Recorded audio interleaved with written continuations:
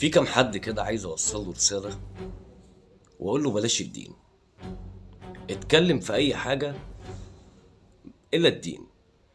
يعني عندكم مواضيع كتيرة جدا، انا شايف ان المواضيع ما بقاش في اكتر منها، بس طلعوا الدين خارج المحتويات بتاعتكم وخارج قصة التجارة بتاعتكم، لانكم مش مؤهلين لكده. والدليل انكم بتقعوا في اخطاء كتيرة جدا لانكم غير مؤهلين بالمرة لحاجة زي كده.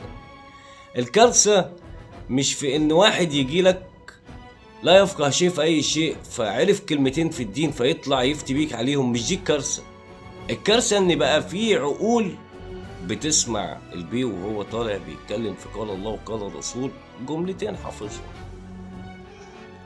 والمجتهد من صغره في ازهر لغاية ما بياخد الشهادة ويشتغل ويطلع عينه و24 ساعة حفظ واجتهاد وفهم، ده النهاردة مش هينفع يدي النصيحة، ده النهاردة مش هينفع يدي الفتوى.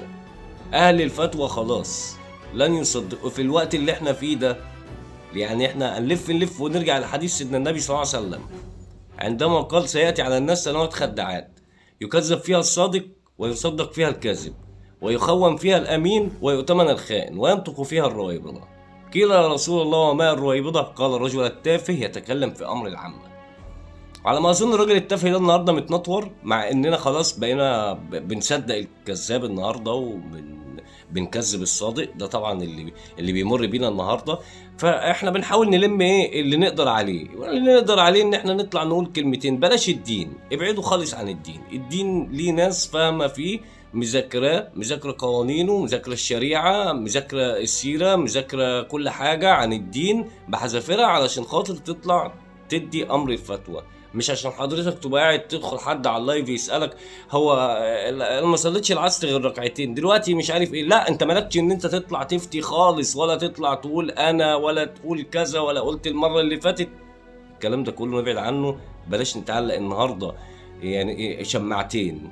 يا الشماعة الأولانية طبعا اللي هي بتجرد الاحترام، طبعا في ناس بتبقى يعني ماسكة في الاحترام بس الشيطان لاعب في دماغها من الناحية التانية، فتقول لك ايه لا مش هينفع اطلع من الناحية دي، خلينا من سكة الدين. ما هم عندك شماعتين، يا شماعة الشيطان يا شماعة الدين. فطبعا اغلب الناس النهارده بتختار شماعة الشيطان، ففي ناس بقى عندها عفة وعايزة تطلع وعايزة تظهر وعايزة الناس تشوفها، فتقول لك هتشعلق في شماعة الدين وهو ما يفهمش اي حاجة في اي حاجة، وحافظ كلمتين على مدار